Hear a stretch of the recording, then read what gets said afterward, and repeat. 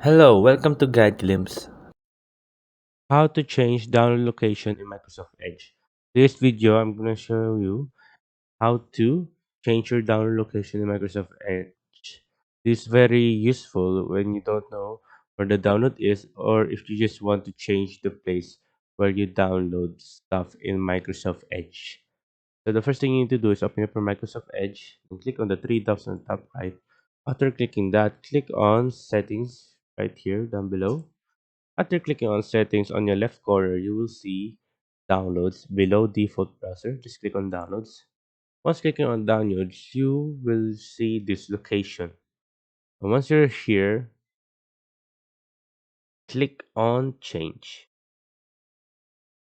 After clicking on Change, as you can see, this is where all my download stuffs will go.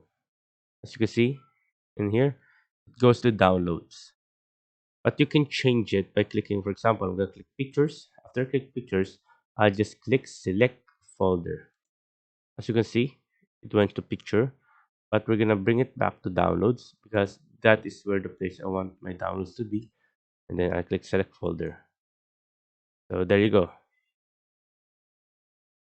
So yeah, that's how you change the location of your downloads in Microsoft Edge.